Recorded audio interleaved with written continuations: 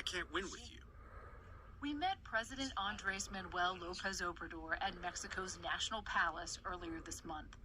With 6 months left on his 6-year term, López Obrador's power in Mexico and influence in the United States has never been greater.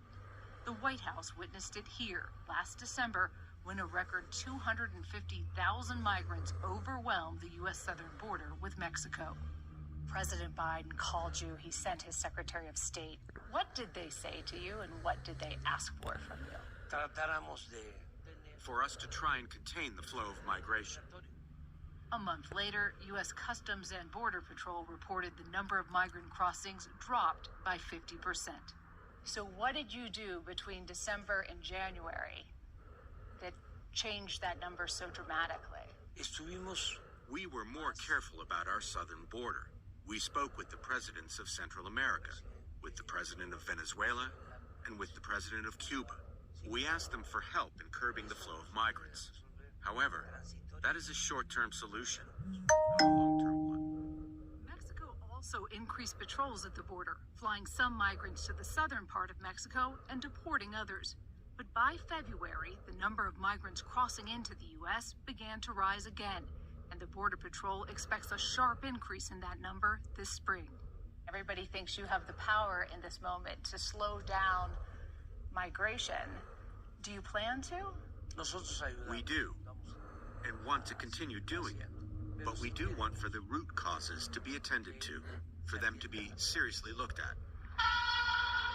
With the ear of the White House, President López Obrador proposed his fix, that the United States commit $20 billion a year to poor countries in Latin America and the Caribbean, lift sanctions on Venezuela, end the Cuban embargo, and legalize millions of law-abiding Mexicans living in the U.S. If they don't do the things that you've said need to be done, then what? The flow of migrants will continue. Your critics have said what you're doing, what you're asking for to help secure the border is diplomatic blackmail. What do you say? I'm speaking frankly. We have to say things as they are. And I always say what I feel. I always say what I think. If they don't do those things, will you continue to help to secure the border? Yes, because our relationship is very important. It is fundamental. For much of the last 6 years, President López Obrador has held a televised 7 a.m. press conference 5 days a week. During our visit, he was dissecting fake news. The briefing lasted more than 2 hours. Is it a pulpit or is it a press conference? It is a circular dialogue, even though my opponents say that I'm on a pulpit. Time is the only luxury AMLO seems comfortable spending. When he took office, he sold the presidential jet and his predecessor's fleet of bulletproof cars in favor of his Volkswagen. He uses his daily briefings to rail against the elite and enemies, real and perceived. At times, it can feel like a political telenovela. At a briefing last month, the president stunned the audience when he read the cell phone number of a New York Times reporter who was pursuing what he viewed as a critical story of him. It looks like you were threatening that reporter. I didn't do it with the intention of harming her. She, like yourself, are public figures. And I am as well. But you know this is a dangerous place for reporters, and you know that threats often come in texts and phones. When you put her phone number up behind you, you realized what you were doing. No. Well, what did you think you were doing? It's a form of responding to a libel.